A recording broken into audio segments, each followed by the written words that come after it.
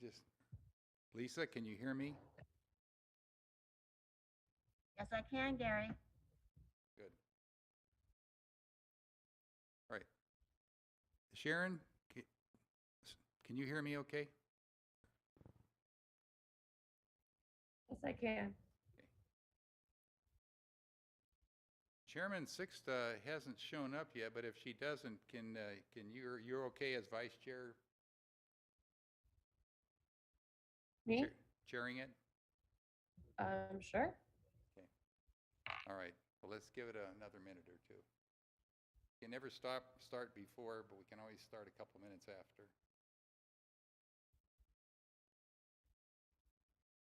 Lisa, have you heard any?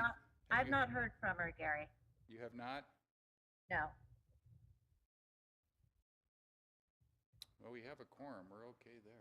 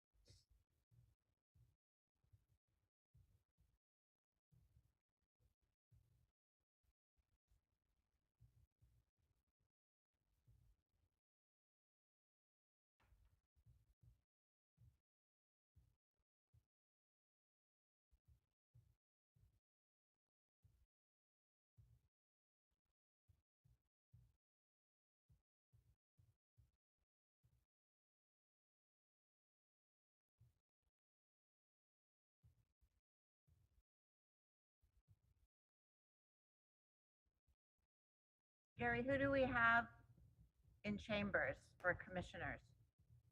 We have Mary with us and Tasha. Okay, thank you. And so we do have a quorum. Yes, we do. You're right. Okay. Have you heard anything else from any of the other commissioners? I have not heard from Commissioner Davis nor Deborah Sixta. Okay. I see Sylvia's online, Josh, so we're okay on. Oop. Sharon just got kicked off. Oh, here she comes. Okay, I am back. Okay. Just so you all know, Lisa's in Texas, and so she's doing this remotely. She went from just a couple, no grandchildren or one, and all of a sudden there was 3 more. Boom, boom, boom, boom. So, Sharon, do you want to start the meeting and then I'll do roll call? Okay, I call this meeting of the Economic Development Advisory Commission to order at 12:04.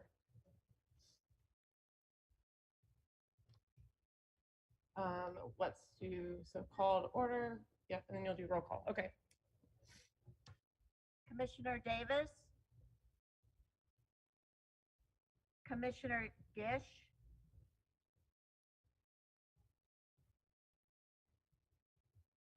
Commissioner Gish, are you present? Present. Commissioner O'Neill? Present. Commissioner Wilson? Present. Commissioner Mendola? Present. Commissioner Stockbridge? Present. Commissioner Sixta? We have a quorum. Okay, Pledge of Allegiance. I pledge allegiance to the flag to the flag of the United States of America, to the republic for which it stands, one nation, under God, indivisible, indivisible, with liberty and justice for all. All right. We'll start with approval of the minutes from our March 22nd meeting. Has everybody gone over those? Yes. Okay. Can I get a motion for approval? I move to approve the meeting minutes. This is Mary. I second it. Great, thank you.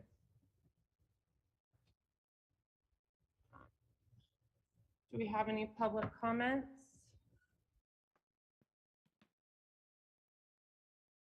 No, we did not have any public comments.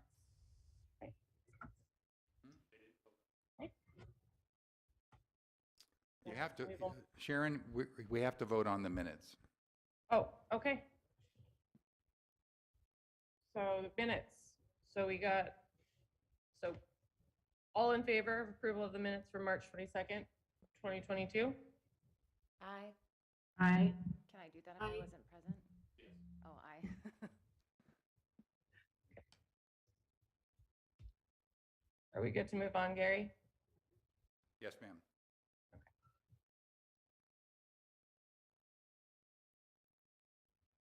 And we'll be moving into reports.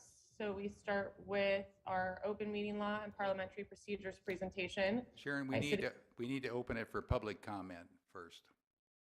Oh. So you're going to need to read item A. Okay. So consideration of, do I read the entire thing? Yes. Okay, thank you. Consideration of public comments, hybrid meeting, in-person attendance, call and participation. This is a hybrid meeting with 3 opportunities for public participation. In person, those wishing to address the commission in person.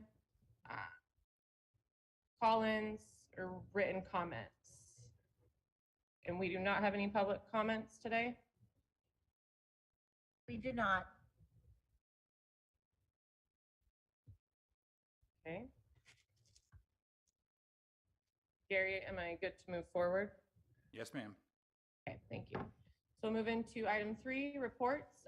We are starting with our open meeting law and parliamentary procedures presentation by City Attorney Carl Cooper, who will review the commission responsibilities and deliver a presentation on open meeting laws and parliamentary procedures, which is great for today. I need the reminder. Okay. Here's Carl, and I think you guys will find this very informative. Thank you. Hello, I am Carl Cooper. I'm the city attorney. If we haven't met, it's good to see all of you. Just trying to do a quick take on the open meeting law to make sure we're all up to speed on what we're doing with this.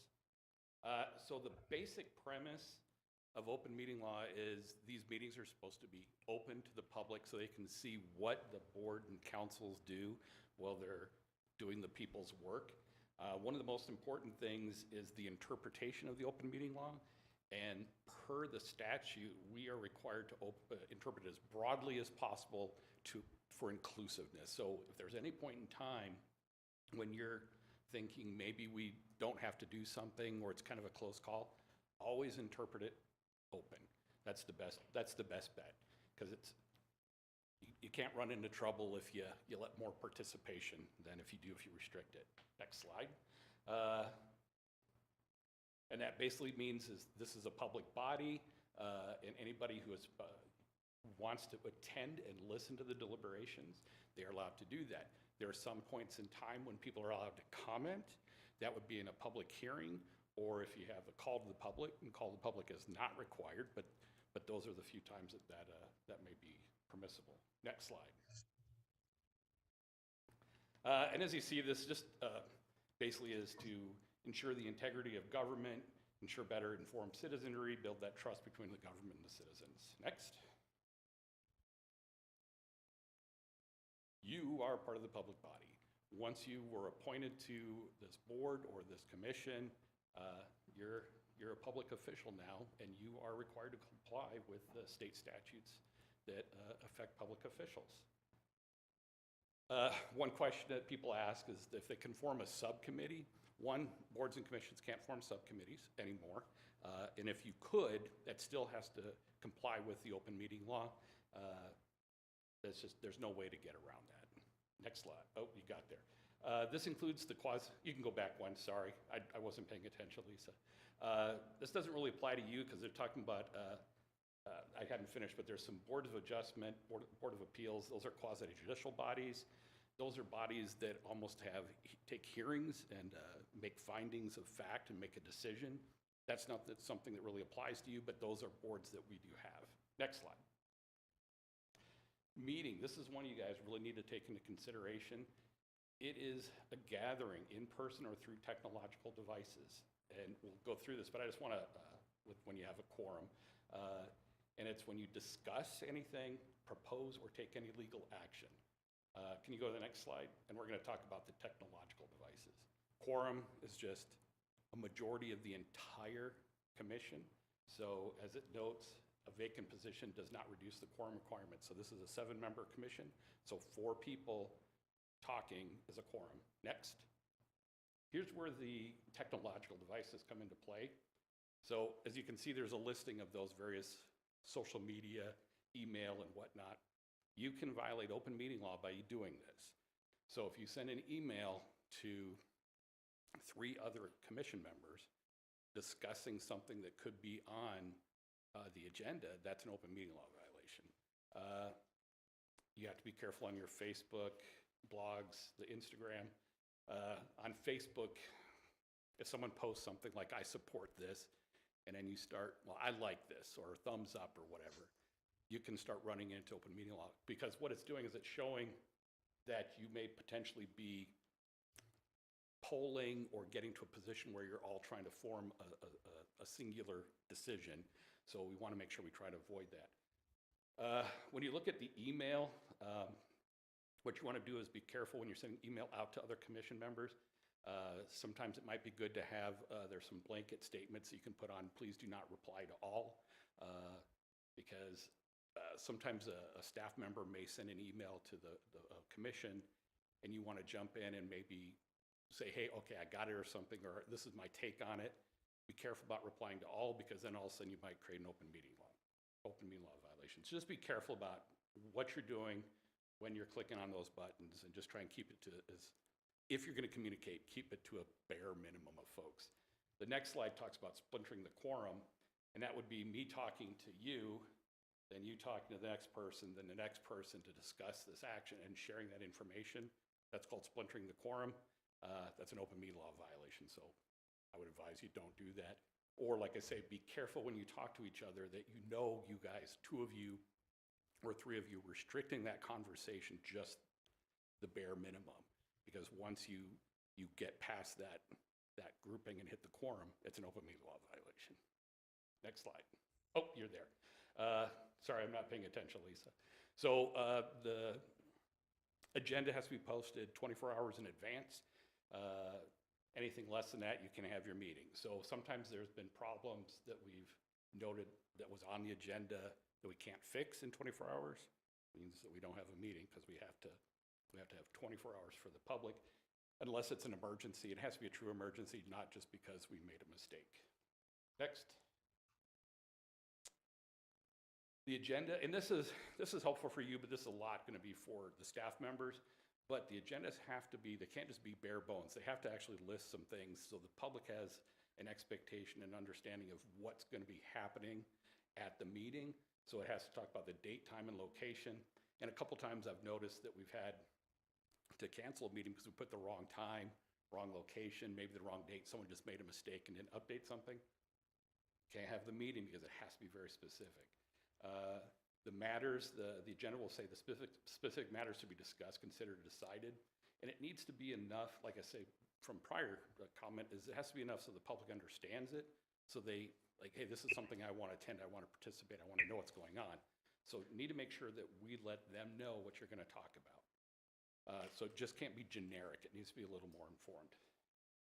Next. If it is not on the agenda, we don't talk about it, and that's the hardest thing for like the chairperson, is to make sure you're staying on task, because it's really easy to get off task, and it's, you want to be there, you want to help, you go, oh man, this is something that's great, we should talk about it. If it's not on the agenda, you don't get to talk about it.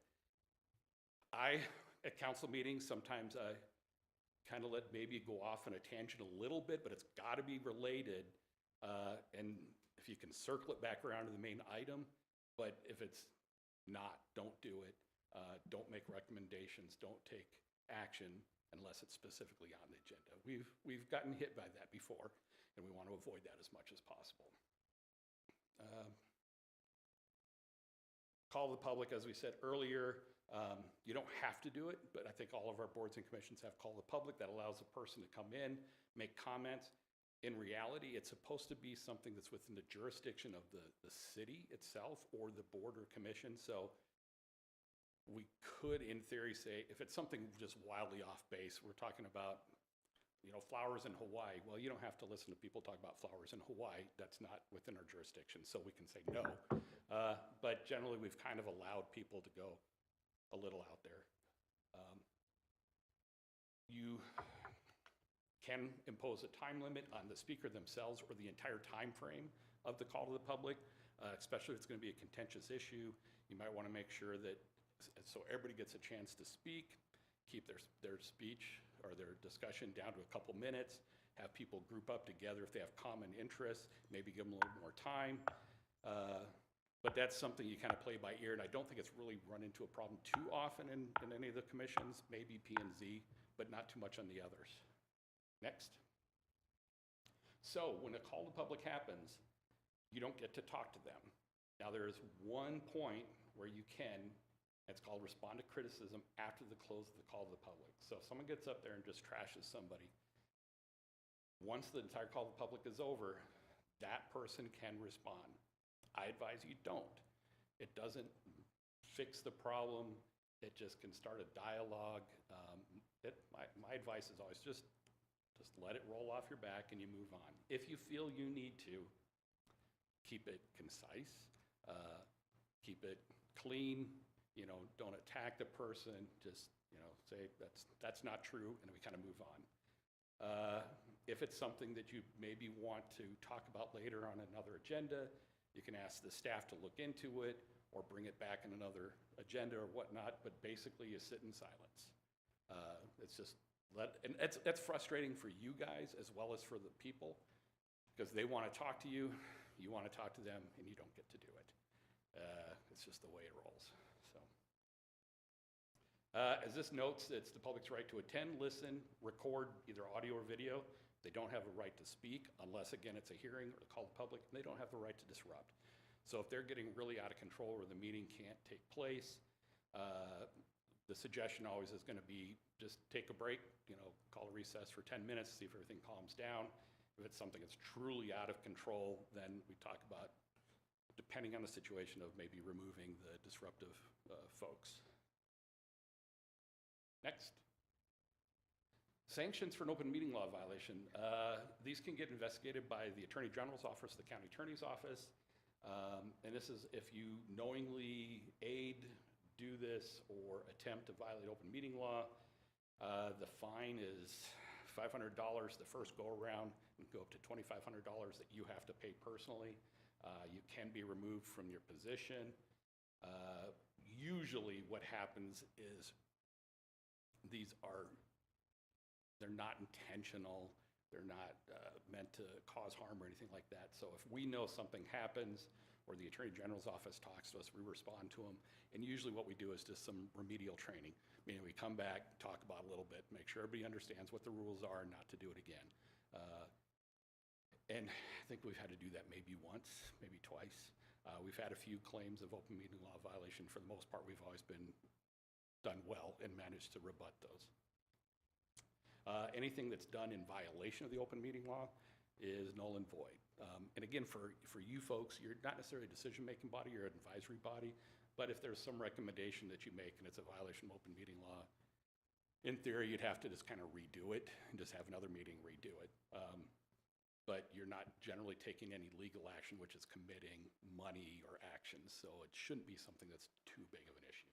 Next. Conflict of interest is one you have to be careful about. So conflict of interest is when you can gain a monetary or a benefit from an issue that's before you. and you want to be careful about that. So if there's something that can benefit you, your spouse, your parents, your children, your spouse's parents or children, brothers, sisters, then you need to just not take action. You need to just declare you have a conflict of interest. It's not a dirty word. It's not a bad thing. You just say, I can't participate in this discussion at all, and I can't vote on this. And then the clerk has some paperwork you can fill out. You just fill it out, and you just take a break. And that covers everybody. It's employees, you guys, we all have to deal with it. Next slide. So I think I already kind of covered that. So I have some paperwork because some of these slides aren't giving us as much as I'd like. So it talks about a remote interest, and a remote interest is defined in the statutes. So I'm not going to read all of the remote interests because there's a number of them, but it talks about a couple things that I want to make sure. Oh, those are my sunglasses. If you have ownership in a business that's wanting to have business with the city, so if you own it outright, obviously you can't participate in that kind of discussion where it'd be a commitment to money. But if it's a corporation where you have some shares, you got to be careful once you have, I think it's more than 3% of the shares.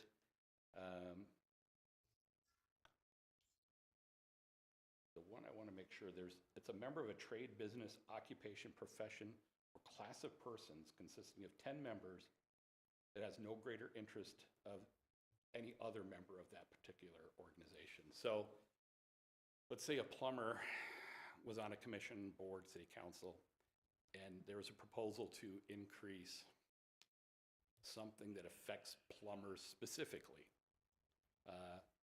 Well, we have more than 10 plumbers, so that means that council person could technically participate in that discussion because as long as there's more than 10 people in that class, you can participate. Unless it affects you specifically, and I'm trying to think of a situation where it would affect that one person specifically as a plumber, and I can't think of it, but real estate agents, I know we have a lot of real estate agents, bankers, investors. There's probably more than 10 in the community, so that gives you that chance to step back. So if there's a point in time where you think you may be impacted by the conflict of interest statutes, call somebody. And call me. I'm always available to talk.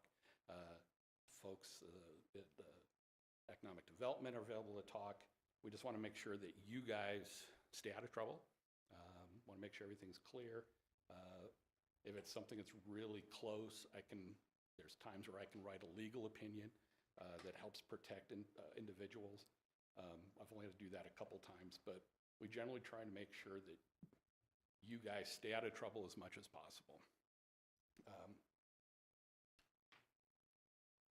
If I lost my train of thought.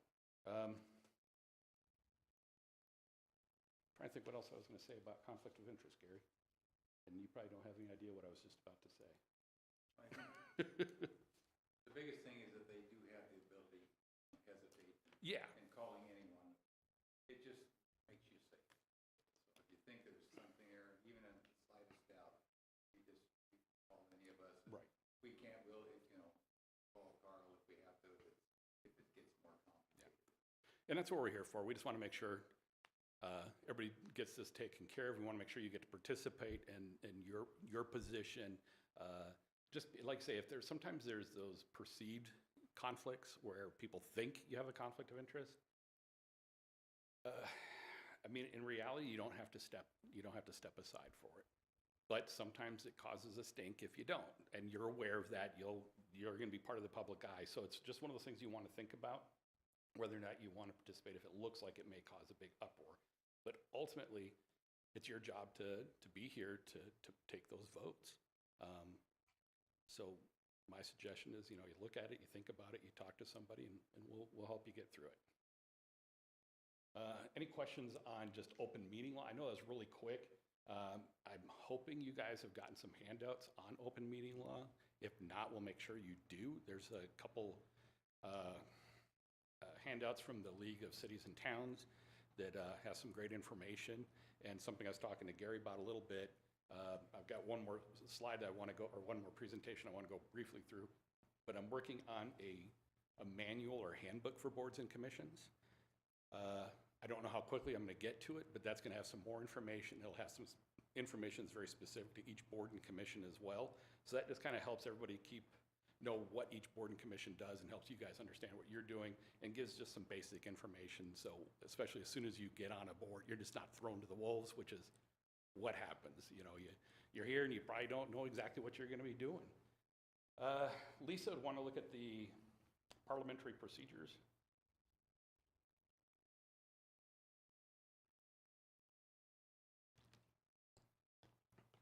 This presentation here, it's basically from Robert's Rules of Order, and Robert's Rules of Order is awful.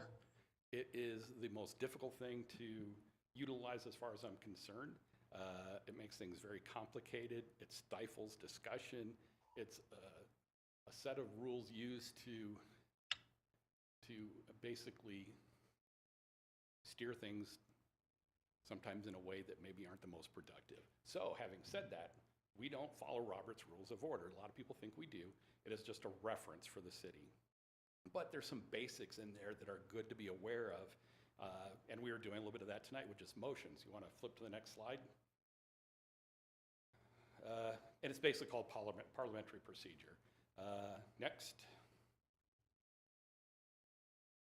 This just lists our typical meeting order. You're aware of that. Next. And thank you very much for doing all this, Lisa. So basically what you want to do is you're discussing a topic, you're seeing a report, you're having an understanding what's going on, and then you're going to make a motion. The motion is that point where you're going to be taking your action. You're making a decision, so you make a motion, whatever your motion is.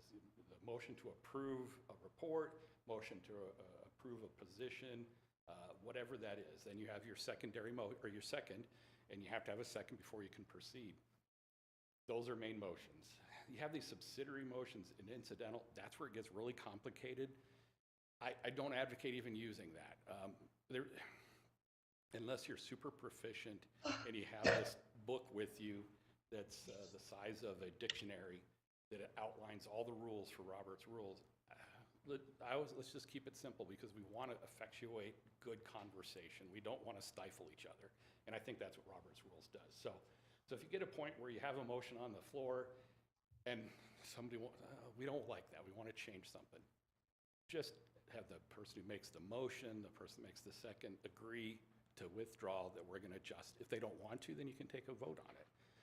But once you have your motion and your second, after you have another discussion, you decide to move forward, you take your vote. And that's the end result of the position that the entire board, commission, or council is taking. Next. I'm going through this really fast. Basically, yeah, how they're presented.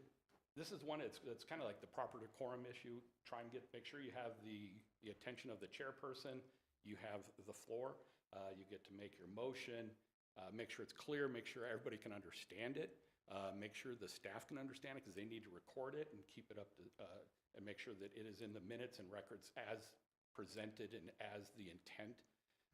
Then you get obviously the chairperson will ask for a second, and then the chairperson will ask if there's going to be any more debate or issues, or they'll take a vote. Next.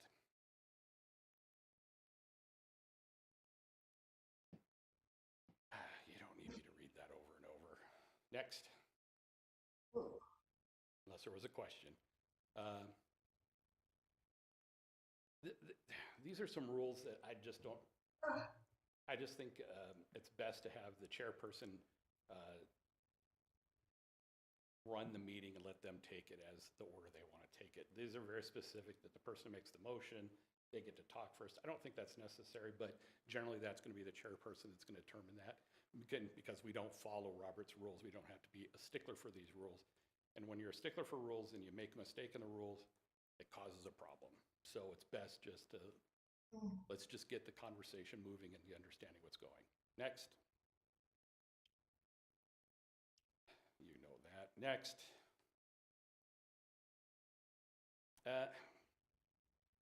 You have the motion. These again are those motions that try to determine if there's a voting posture, if there's some ideas and how the item may take place. these generally work in bigger meeting situations and not necessarily in a commission or a council type of thing. You'll see these take place a lot in board holder, stockholder type meetings. That's something that's probably more appropriate for those type of issues. Next.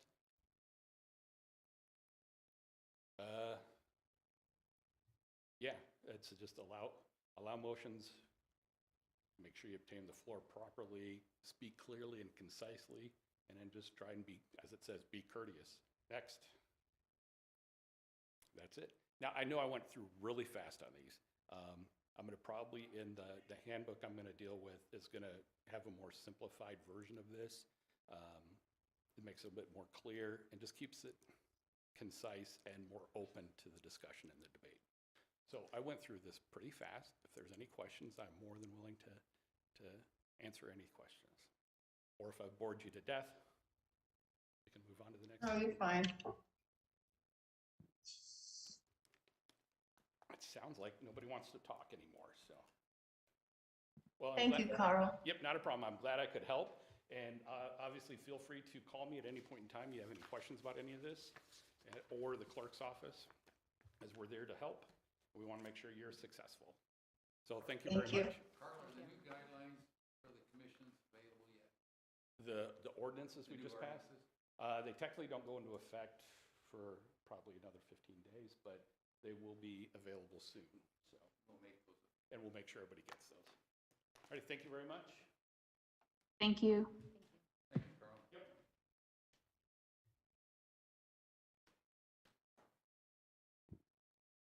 Okay, Vice Chair, we can move on.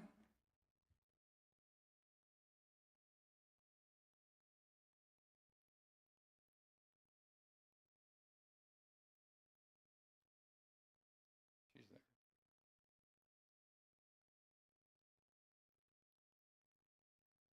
I don't think we lost anybody, did we?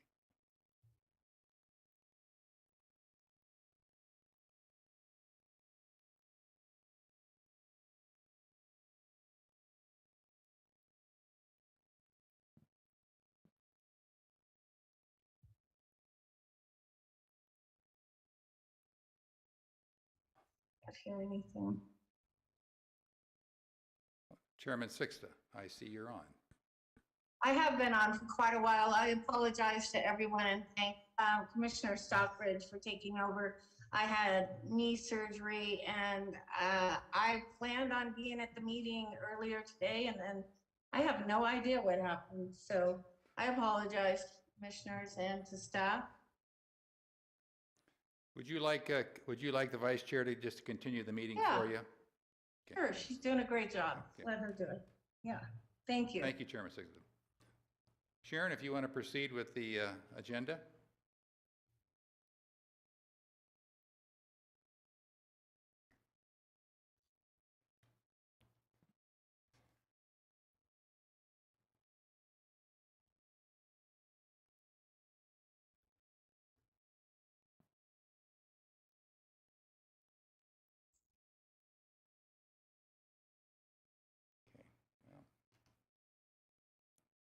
Hello.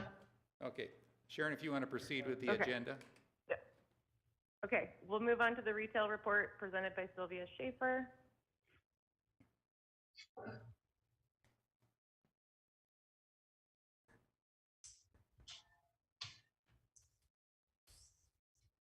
One minute here, I'm trying to get this right. Good afternoon, everybody. It's a pleasure to be here today and a pleasure to meet some of you, the new commission members. If I haven't met you yet, my name is Sylvia Schaefer. I work for the city of Kingman as the economic development manager, and my main focus is on retail attraction, business retention, and then I oversee some of the programs like facade improvement program and soon to be murals program as well. Just a little catch up. I did take a few notes, so you'll see me jot down, look down a couple times. I just got in from a week of vacation, so I'm still trying to get back to work here. So that was kind of nice after a little, having been out for a little while. So we did attend a conference in Las Vegas. It was the International Council of Shopping Centers Conference, where we go annually and meet with retailers and commercial developers. The conference was May 22nd through the 24th in Las Vegas. Chair Deborah Sixto went with me, and so did CEO of the Kingman Chamber, Becky Fossen. Just a little, I checked, just to see how it's going, because there was a 2-year break on that conference. We hadn't been able to go because of COVID. And so this was probably the first larger one since then. It says there was about 20,000 in attendance and over 1,000 exhibitors. It was definitely enough to have sore feet by the end of the couple days of walking the premises, but that was a good thing still, because we did get to meet with a lot of retailers that we wanted to meet with. When I go, just so you know, I go, annually go, I was usually taking some information about Kingman, and so I was very glad to have this prospectus with me to hand out to the retailers, which has our demographics in it. So this did come in very handy, along with a business card and a little marketing tool, which I got with the help of Josh over in tourism. Is a little turquoise piece to represent Kingman, and my turquoise necklace. I don't have it on today, but I typically wear it to these conferences, which just gives a little attachment to that I'm from the city of Kingman. So when I go every year, they remember that's the lady from the city of Kingman looking for retail in her city. And it actually works. Some of the retailers I worked with did remember me from a couple years back. So those are good marketing tools. But I did get to talk to a lot of people besides retailers, just about Kingman in general. So I do see when we're on these, at these conventions, I'm not only looking for retailers, but I'm also marketing the city as well as a whole. Because there's a lot of city booths that are there from other areas, as well as companies from other areas. And just when you sit and talk with them for a minute and let them know, hey, I'm from Kingman, they're like, I know where that's at. I've been there before and I've stopped there before. But what I'm hearing more now is that they're not only just stopping here, they're, for gas or whatever. Now they're saying, I'm stopping and spending a day or two here because I want to see what's in the area while I'm here. So that's always good news. So that was what we did in Vegas, and I have a lot of follow-up to do, so I'm sure I'll have more report on that as I do a lot of the follow-ups. One of the programs I oversee is the Facade Improvement Program. I'm currently working with about eight businesses at this time, and just a little overview. The Facade Improvement Program is a program where business owners can apply for a matching grant, and it's a 90-10 matching grant up to $9,000 to work on the facade of their building, like renovating the paint or replacing doors, windows. We've had sign renovations, and basically whatever you can see from the street. So that the facade is what they can apply for to be renovated. Just some of the companies, just so for your own knowledge, that we have in process are Bill Street Theater, the Brunswick Hotel, Liquid Bistro. I'm currently working with Canada Mark because they would like to renovate their older sign. So we got a lot of companies participating, and this is a citywide program. More information about this program is on our Choose Kingman website under the Small Business Recovery Program. So if anybody has any questions or would like more information, please feel free to contact me on that. And we will have it available this next coming fiscal cycle as well. So we're continuing with this program. I also as you know, we just had the rodeo in town in June. The Kingsman's Rodeo was quite the success. It was very hot and windy. And why I'm talking about it is I do act as a city liaison to the Kingsman and assist with the event of the rodeo. The rodeo does bring, it's a positive impact as far as hotels are being used. I'm meeting with a lot of companies and met a lot of different company managers or departments, department managers that is really helping just with the networking and getting to know a lot more of our companies in town. Also, we're able to help some of your small business vendors that come, and then there's some tourism that come to these rodeos. So that was a good success. I don't know if I said it was hot and windy again, but it was very hot and windy, but it was still a good turnout. And the next one will be in September. So that was this last month. Now I'd like to do a little clarification on Dollar General, if anybody's up for that clarification a little bit. Excuse me. In the position I have received several emails about why the city is bringing Dollar General to town. And so it did make me think of a little presentation I did at the Citizen Academy recently that I would like to just share a couple slides with you from really quick here. I'm gonna find the share screen. Just a second. Okay, here it is. And can you see that okay? Gary? Yes. You see my, okay, I just want to make sure I have my, you guys can see it. So this was a little presentation we did at the Citizen Academy, which it was a Deborah, did you attend this academy? But basically it's really informative about different things we do here at Economic Development. And so this slide is something I presented there, just general retail 101. And I went over what is retail. Basically retail is the sale of goods to end users to use and for consumption. So just a general overview of what retail is and why retail is important to Kingman, such as that city of Kingman is based on general sales tax revenue, right? So we need retail here in Kingman. And we did have a slight growth over the last year or so from bringing in a lot of retail. So this was a little slide there. But this is the one I really want to get to a little bit. I have been asked many times if the zoning can be changed, so that we don't allow more Dollar Generals in town or more certain types of restaurants in town. And in summary, it is no. What the zoning is commercial, and in particular where the Dollar General is coming, it is zoned commercial. So commercial allows the use of retail. In this case, it's retail. You can't say we do not want Dollar General in specific. We don't want Dollar General. You can restrict uses, but not a name brand or a type, like type of food, say. And so really, the Dollar Generals can land where we have the zoning. Another clarification is that the general plan land use designation is commercial as well. So where you see the strips of commercial, the general plan was also intended for commercial. So if the Dollar General wants to land anywhere within this where the zoning allows it, they can.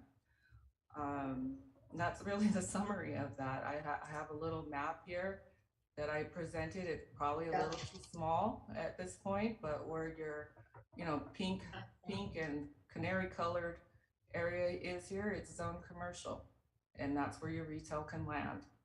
So I just wanted to clarify that, and as far as also clarifying, we are asked, well, can you get a Whole Foods here?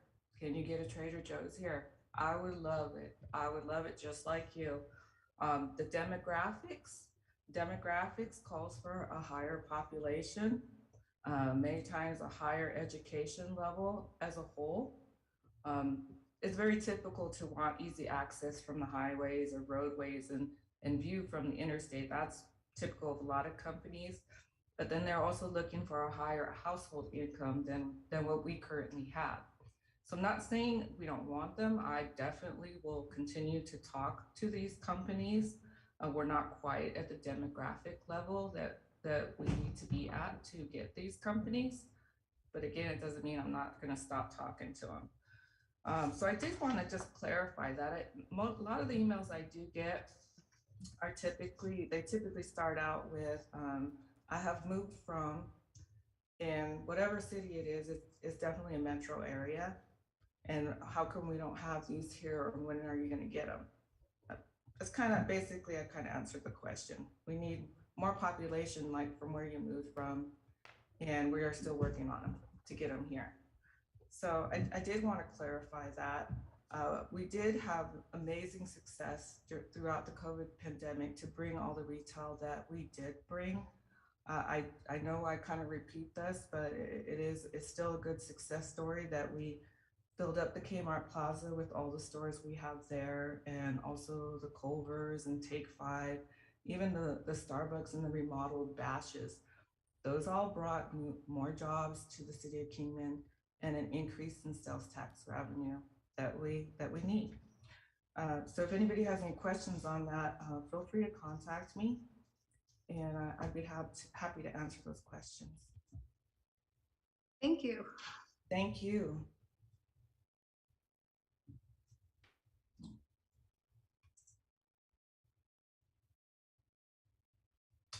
That's all I have for today. Okay, next on the agenda, Sharon, were you running this?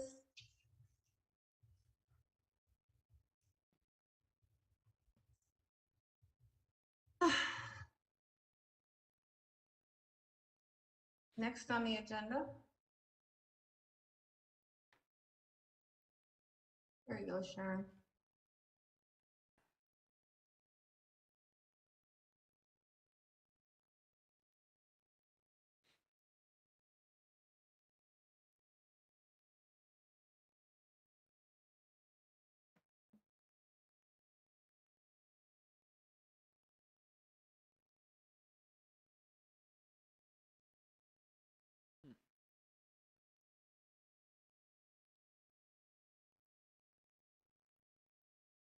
Hello? Hey, Can everybody hear me? I Yes. can. Yes, we can. Okay.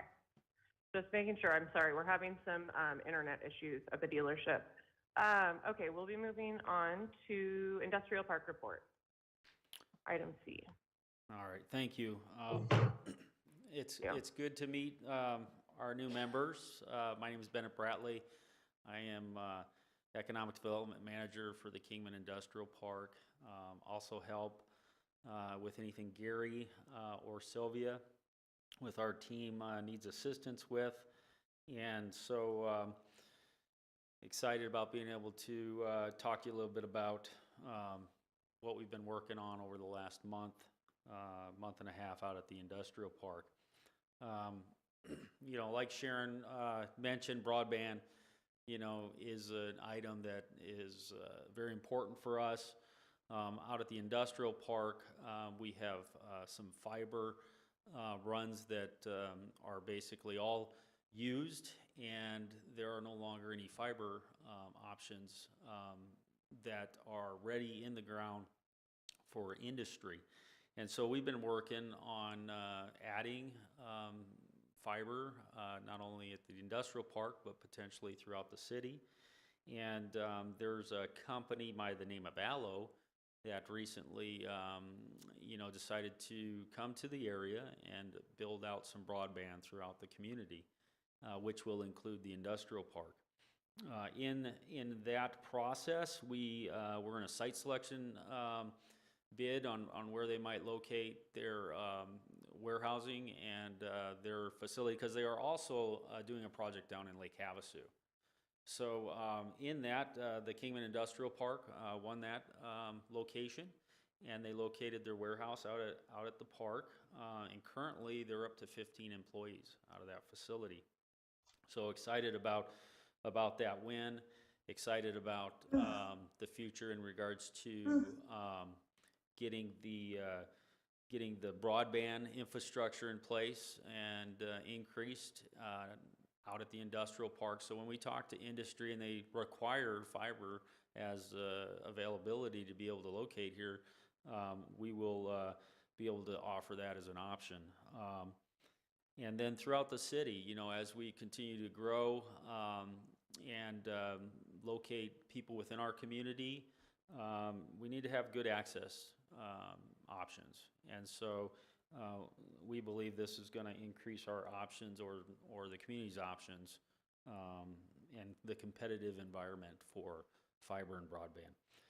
Our staff has also been working, we do an annual report, and then, so at the end of 2020-21 ends, we'll take a look back at the entire year, and then in that, update everything, or mostly everything that we've worked on in that year's period.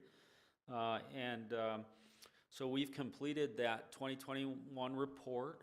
We're putting the final touches on it right now. Hopefully be out to print this next week and be able to present to council at the upcoming, we'll get it on the agenda for the next available meeting. So we'll be excited to present that report to council. It's amazing when you look back over the year, you kind of forget some of the things that you might have worked on or how many years it took you to get to where you are. And so it's a good document that you can reference back to what did 2020 look like versus 2021. And then we're already into 2022, already putting together information and data, and so we can kind of just keep our pulse on what's going on throughout the community in regards to economic development activity. One of the other items that out at the industrial park that we're working on is a business retention expansion survey. This survey, our plan is to have that completed into a final document by the end of this year. We are taking our time. We want to get as many businesses participating in that as we can. And that process entails either myself or Lisa or both of us to visit with the company and go through a pretty extensive questionnaire. It usually takes, depending on how many different questions that come up while you're going through that, it could be up to an hour of the business's time. And so, businesses are very busy, and so we appreciate their time that they would allow a lot to be able to come out. And it gives us a chance to walk through the business, take a look at their operations. I've been able to get some site tours, and we are actually posting some of these as we get permission to our Facebook account. So if you follow that, you'll be able to see some of our recent visits. Talk about a location, a few locates that we've done over the last year, and then or a few years, and then as we locate these projects, it takes time to develop them and actually build them out. And so projects that we've been working on, say we sold land back in 2019, are finally coming to fruition and being built. And one of those projects is Interstate Trailer. They are putting up their walls of their building. It's a 20,000 square foot facility. The electric is being installed in the property right now. Their goal is to be operational in that facility by September. This project was built on land that the city of Kingman owned, and we worked with them to purchase the property from us, a little over an acre. So we're excited that project is nearing completion, and they anticipate the need of anywhere between 10 and 20 new additional employees to basically handle those parts of the operation of the new building. Another project that we sold actually in 2021 was a developer that had contracts with Frito-Lay to build local distribution facilities. And what we did is we took, prior to them purchasing the property, we had land that the city owned, and on that land was a building. We went through the process, it was multiple buildings. We went through the process, to ready the property to sell. We demolished the buildings, which basically made it look better. Businesses can look at it and say, yeah, this is ready, available land to develop. Shortly thereafter, the developer came in, went through the process to purchase the land. They closed on it. That building is being constructed right now. It's about 5,276 square foot, and that's going to handle all the local distribution for Frito-Lay products throughout Kingman for stores. We did recently, within the last month, closed on another land sale, about 16.27 acres. This property is adjacent to a facility, one of our largest facilities in the park, and the owner of that facility is called Big Industrial.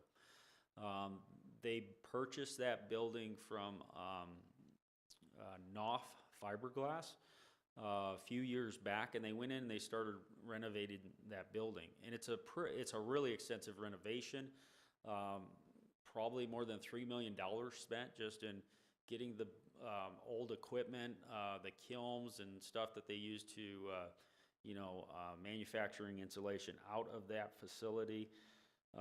Throughout that process, so what that did is that gave us a really good sized building for potential prospects that need large industrial manufacturing type space. And so that they started marketing that building, but in that they needed, because of the size of the building, they need additional acreage adjacent. And the city just so happened to own that 16 acres adjacent to the property. And we felt that it fit very well with the future expansions of that facility and being able to accommodate new industry looking at the park. And so we completed that land sale to them. Also, as a side note, there was some cleanup that property needed to be done. And so as part of the sale, the business was required to clean that up within a year's period. So, and when we sell property, there are deed conditions that are put on. So that was one of the deed conditions. Sometimes we'll put on their deed conditions of, you're going to build a building of X amount. So the interstate project was a 20,000 square foot building. And that was on the deed condition. They have to build a 20,000 square foot building, which is what they said they're going to do when they're, going to build. Our main goal is to create jobs, create infrastructure, and so when we go to sell property, that's what we look at. So that was a net proceeds of right around $346,000. And just so you know, when we sell a property, the net proceeds of that sale have to be reinvested back into the airport. That was part of the conditions that was placed on the land when it was released to the city to be able to sell.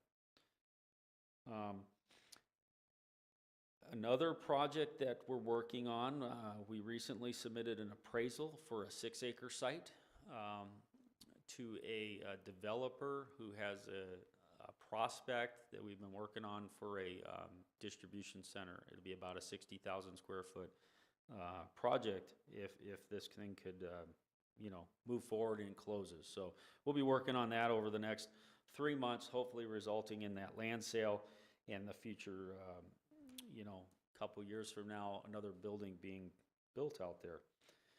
We're also working with prospects on a weekly basis, submitting on sites that either contact us directly or through the Arizona Commerce Authority or through the county. And in this case, we submit, this week I'll be submitting on a project that came in through the Arizona Commerce Authority 2 weeks ago. Project, maybe it was 3 weeks ago, project came in. We call this project PF1, and they were looking for a 400,000 square foot building. Well, we have that. So we put together the submission, sent it off, and through that process, we were contacted last week with that company wanting to come in and take a look at the facility. So we're conducting a site visit this week. That's a pretty quick turnaround. It's not typical. Doesn't mean it's going to result in the business locating here, but these are the type of activities that we do on a weekly, monthly basis. So we'll show that site. If that's a prospect, they're looking at about 100 employees, but they have to go through all their due diligence and everything before they end up deciding. They have to negotiate on a lease. Those are things that are really out of the control of economic development. But we'll help wherever we can as they go through those processes. So, some little bit of information about rail real quickly. From April, we had about 149 cars come into the park to the different businesses that have ordered material.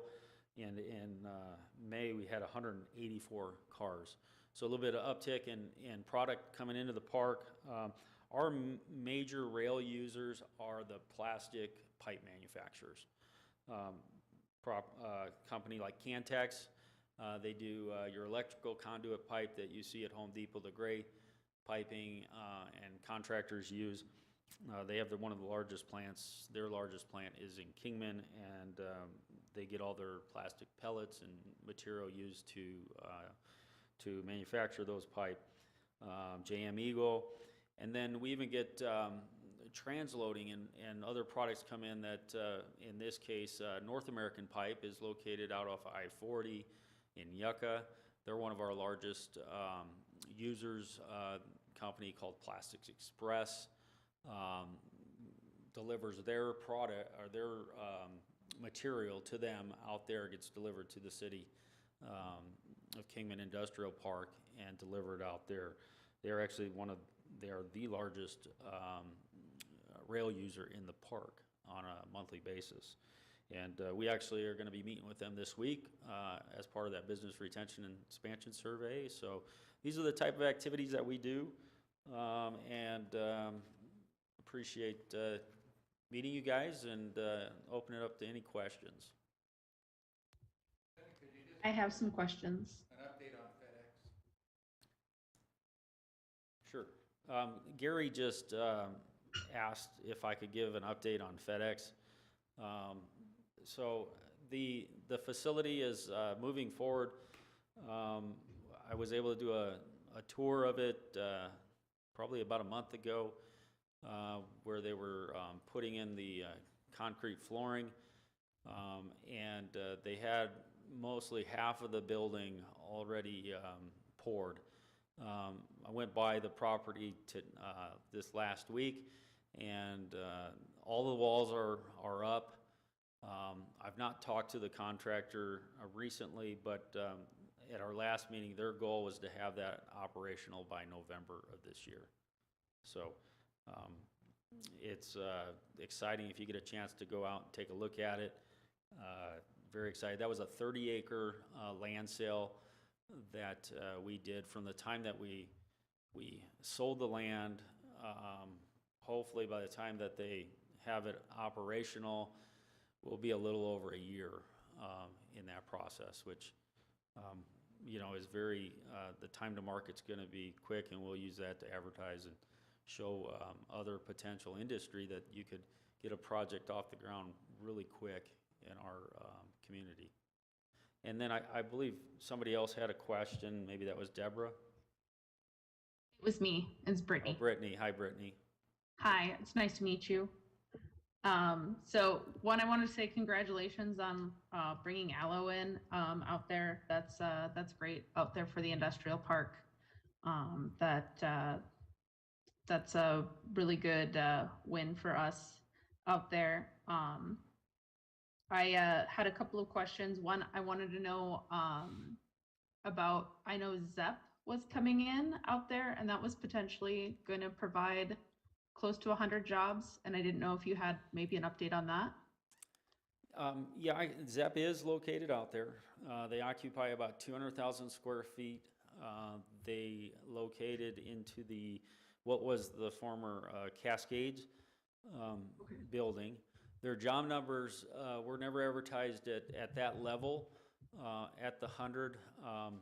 And looking back at all the marketing when we did press releases, I don't recall it ever being at that level. Currently, I believe they're at around 10 with their process. And it really fit well. Employees are hard to come by right now, and so the large employers looking for 100 are really looking close at communities. ZEP was a good fit. For their distribution and what they're doing right now, They're doing a lot of distribution from there. Smaller component of manufacturing. Their processes are not needing a major amount of employees. They just need a large amount of space. You know, I think potentially they could be at like 25 within the next year. Okay.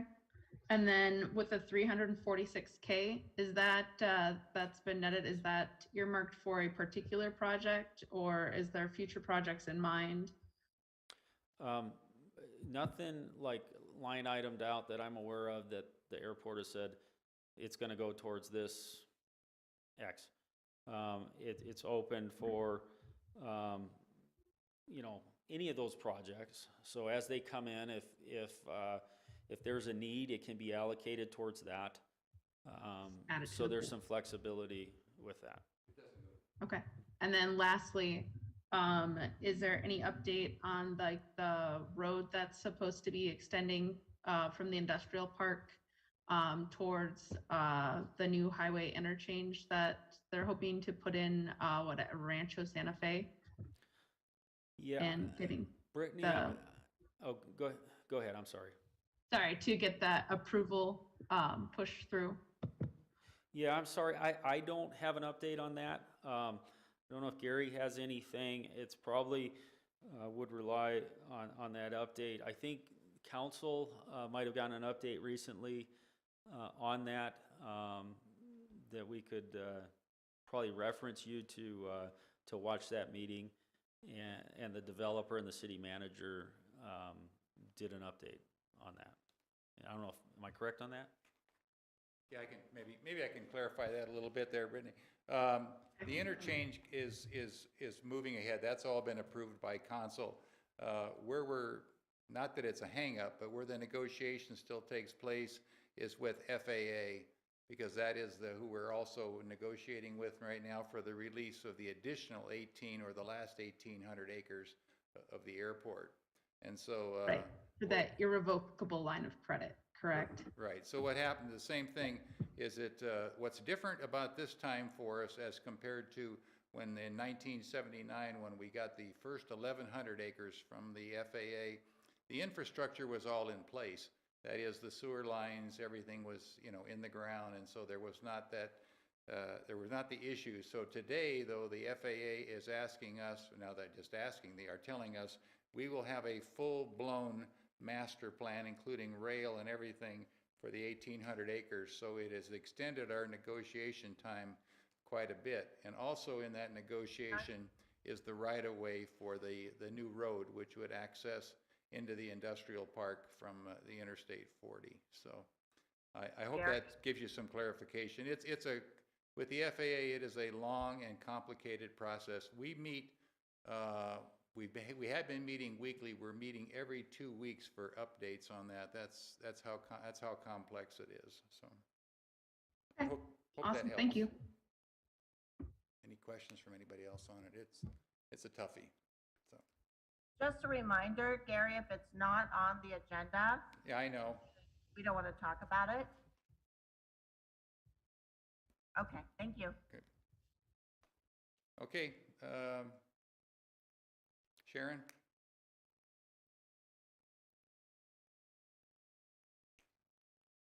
Let's go with Josh. Okay. If she's having technical difficulties, Josh, you up? Yes, Madam Chair, I'm here.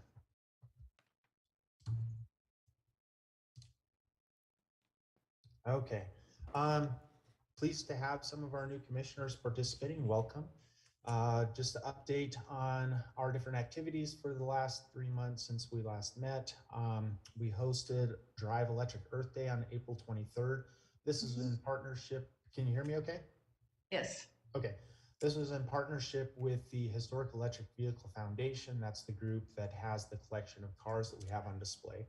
As part of the event, they had the dedication of a 2008 Generation 2 Tesla Roadster. That's a very well-known vehicle, and we're happy to have that into the collection. We hosted the 33rd annual Route 66 Fun Run, April 29 to May 1. There were 883 registrants. That's way higher than we've ever had in the past. 655 of those were from out of Kingman, so it definitely impacted our hotels, brought a lot of people in to eat at our restaurants, stay in our hotels. One thing we did differently this year is we hosted the award ceremony at Lewis Kingman Park, previously held in Topak. The event still included Topak. After the ceremony, cars were sent down to Topak where they had the patches and the barbecue, which they've traditionally had.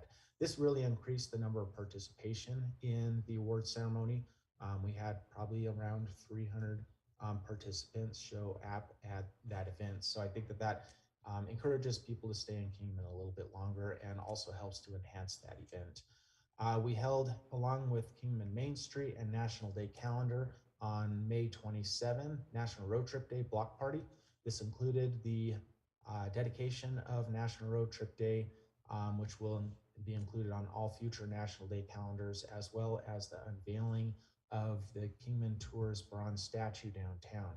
It was a pretty well attended event. We had a great atmosphere. It was a lot of work, but I think that we had a lot of successes from it and showed downtown some different things they could be doing with different events in the area.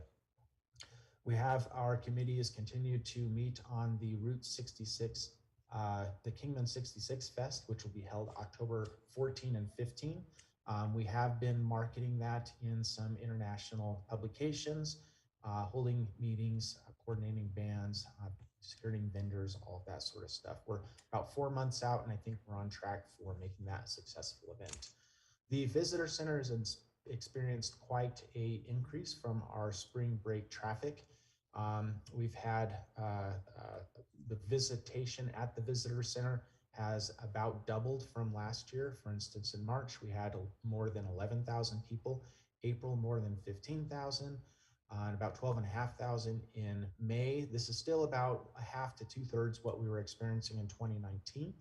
A lot of that is due to the motor coaches that have not been coming in. So our motor coach traffic is more than doubled from last year. We had 48 in March, 35 in April, 44 in May. This is still about a fifth of what we had in 2019, where we'd have anywhere from 130 to 200 motor coaches coming to the powerhouse every month. But what we're seeing is a really good match from our visitors to Kingman and to our gift shop as an example. We actually had the highest sales on record for any month in May of 2022. So just last month, with over $35,000. That compares to about $34,500 in September 2019, which was our next highest month.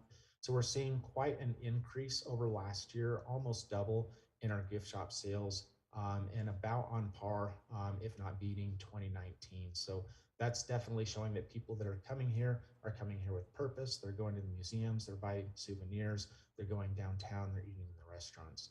Our hotel performance for May of 2022, which is the most recent report, showed an occupancy average of 75.5%. That is down 6.6% from last spring, but last spring we had quite the market year.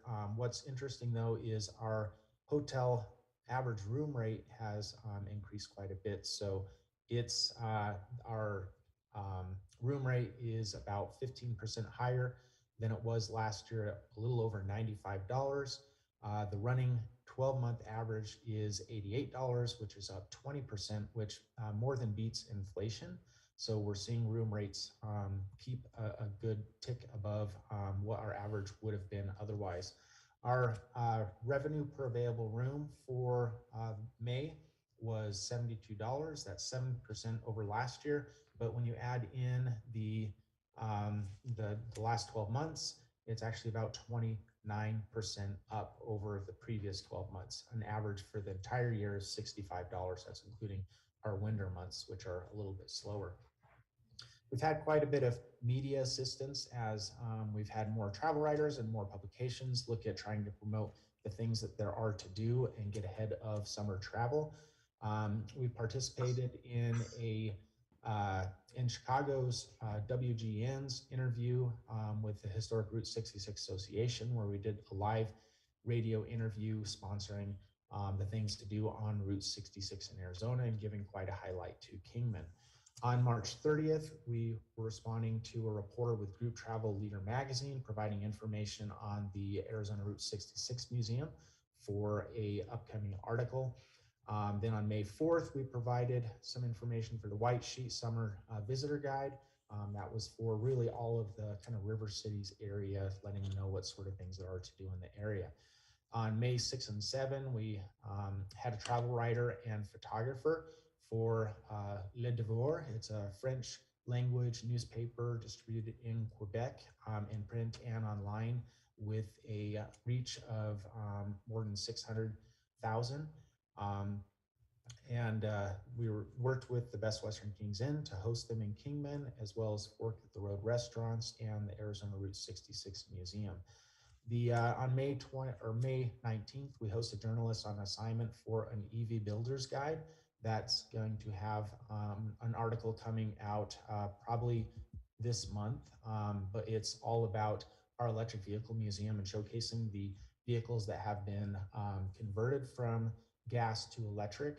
So coming here, they were able to look at quite a few vehicles, and they spent quite a bit of time in gathering pictures and some information for that article.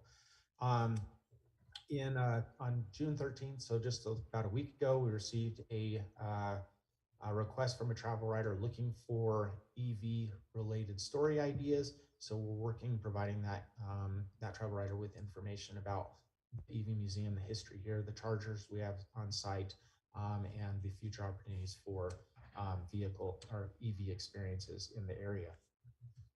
Our marketing, kind of looking at everything from the last meeting through now. In April, we ran a display ad in the AAA Texas e-newsletter. We've been continuing our Google AdWords search engine marketing. That will be wrapping up this month. That started in September of 21. We have Google YouTube video pre-roll that will be going this month and next month. And we also have some video streaming that's on premium connected TV, as well as pre-roll campaigns. So this could be Hulu, Roku, Apple, that sort of thing, or also on platforms such as New York Times, ABC, Huffington Post. So we've been running those through a couple different formats from November of 21, and those will continue through August of 22.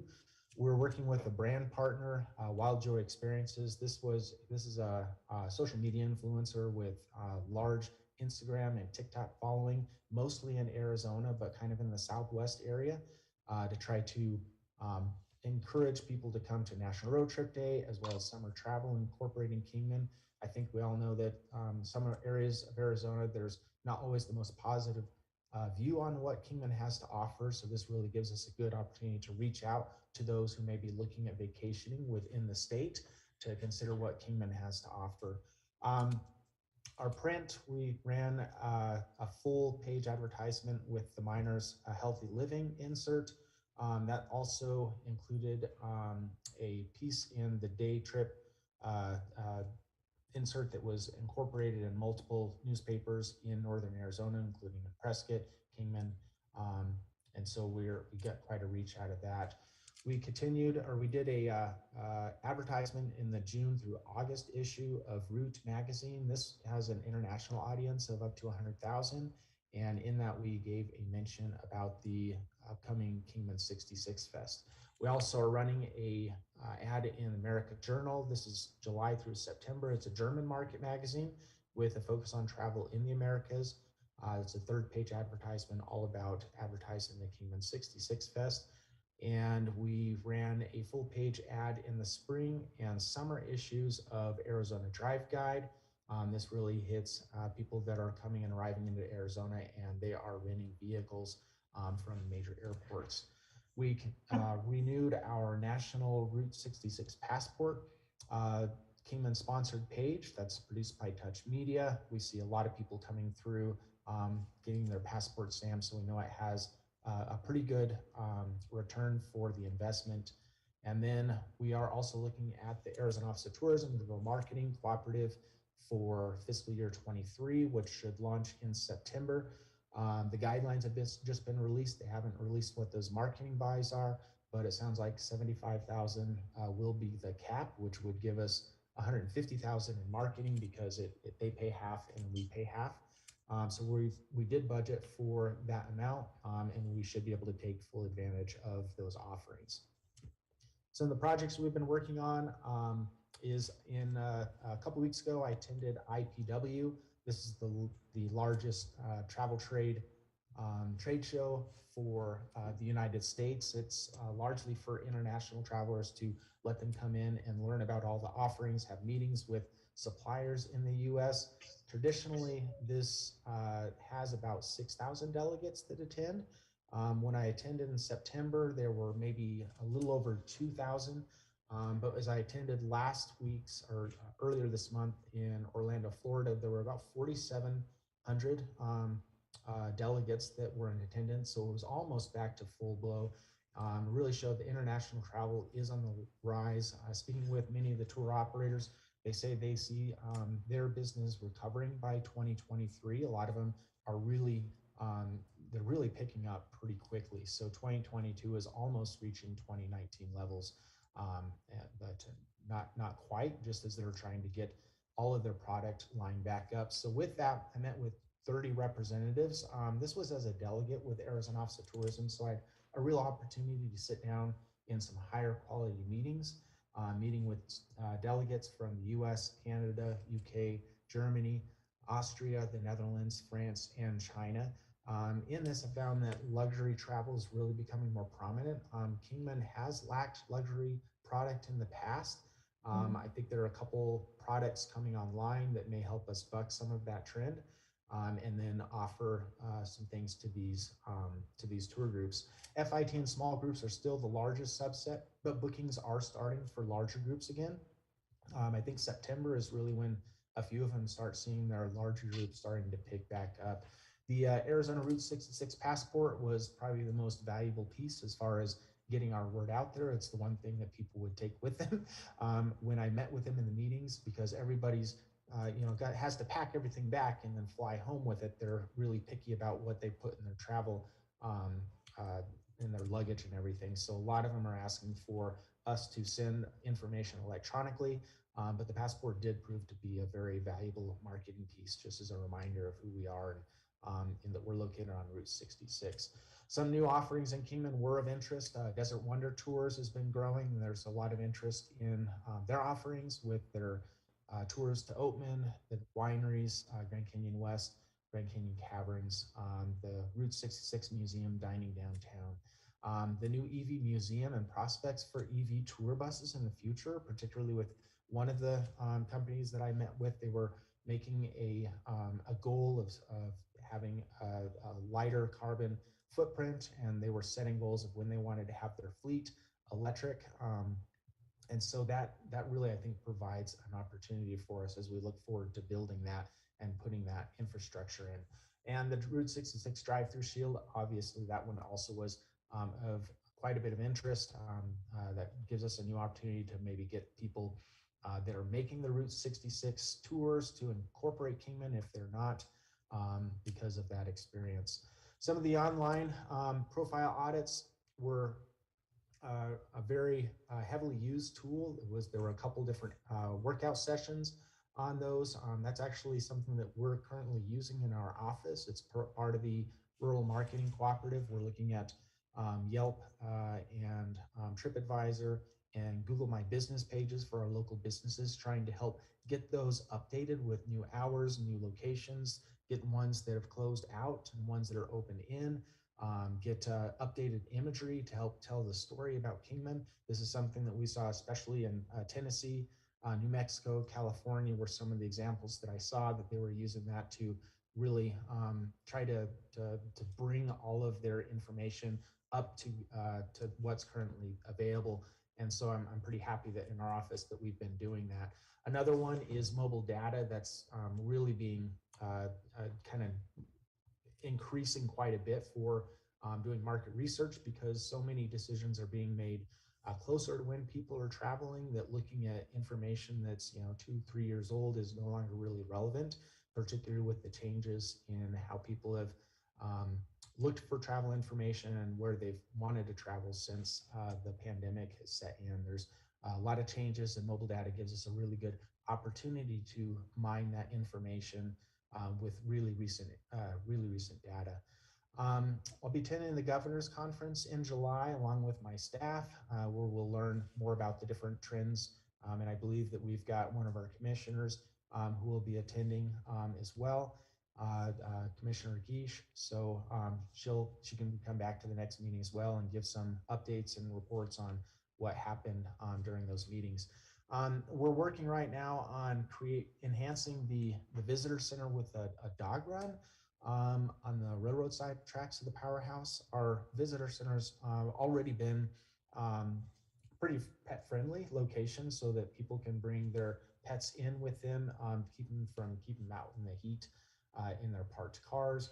But we just haven't had an area for people to actually let their dogs roam free or do their business so they can continue on with their travel. So that's something that we're trying to do to enhance our experience for our visitors. And I think that all the different things that we've been doing is really paying off. When we look at our recent reviews on our Google My Business account, on the last 10 reviews of them, 7 of them are 5-star, 3 of them are a 4-star. A lot of talks about the friendly staff. Staff is super friendly. Gift shop has nice items. They like to see that they were locally or at least U.S. product. A lot of cool cars, fun gift shop. Staff's friendly and helpful. A lot of positive things about what we have on display, the experiences they can have here, and how they're being treated downstairs, which I was happy to get that report. With that, I think I'm done. Take any questions. Josh, could you just update them on something fun that happened to us this week with the railroad cam? Oh, yeah. So we were trying to set up the opportunity to have a live camera railroad feed of the cameras outside the powerhouse. We just weren't able to quite get those logistics set in, but we got them in touch with the Kingman Railroad Museum, which is one of our partners. The city owns the building, and we work with the Railroad Museum to have them operate it. And they were able to get all the infrastructure set up and have a live feed. So now you can go on YouTube and search for AZ Rail Fans, and you can find the live feed of our tracks right here in Kingman. And I think when we were looking yesterday, there was about 130 people that were signed in watching right at that moment. So it's already proving to be something that people are using, and they're getting to experience a little bit of Kingman virtually. That's fantastic. That's neat. Any questions for Josh? Thank you, Josh. I have a question. Yes. Okay. So following IPW, did they talk any about with tourism? I know with international travel, we kind of have that set for the year, but looking into the next year, with the softening in tourism, with increased cost of travel, is there an expectation of what that's going to look like in the upcoming year? So we kind of know what to anticipate. Yeah, well, I think the biggest thing that my biggest takeaway was luxury travel was such high interest that it didn't seem like price was too much of an issue. I think there were 2 tour operators that I talked to that were looking at, how are we going to be able to do these tours? One had stayed in Laughlin. They really wanted to figure out how they could transition to Kingman. The room rates make it hard. And so we were going to try and work with that tour operator. But at this point, price didn't seem to be a factor. The bigger factor that had always been are all the regulations, and with testing regulations being laxed, that was providing a lot of relief with the tour operators. And with the changes in the COVID testing, that seemed to be more opening for tourism. Yes. Nice. Any more questions? Thank you, Josh. Thank you. On to new business. I did put on the agenda that I wanted to discuss goals with the new commissioners and welcome Commissioner Gish, Wilson, and O'Neill but I'm afraid our timeline has gone over, and I was wondering if I could ask that we place that on the next agenda. I can't hear him. Yes, so you're referring to the commission goals and stuff?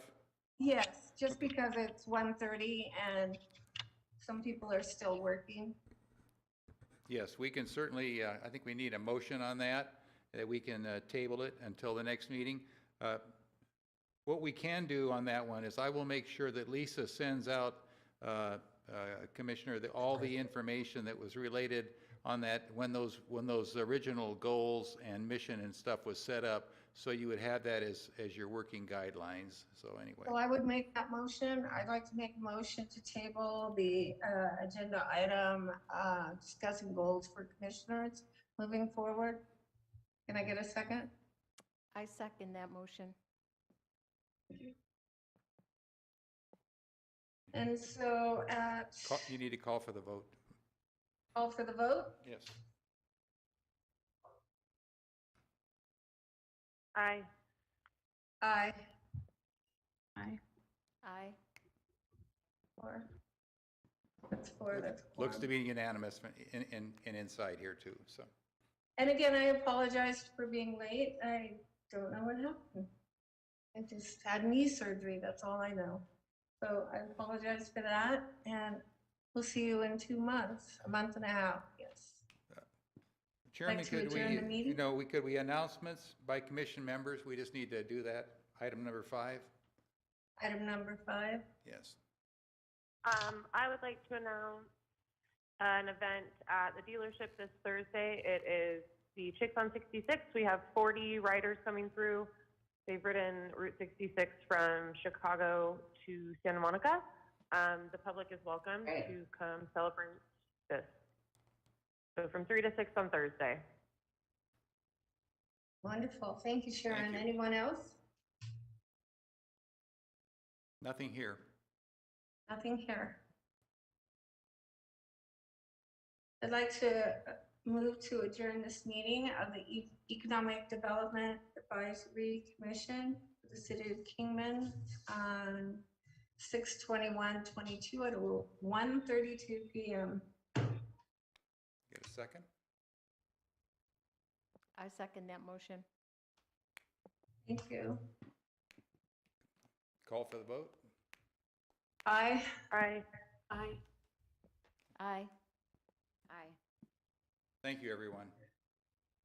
Thank you. Thank you.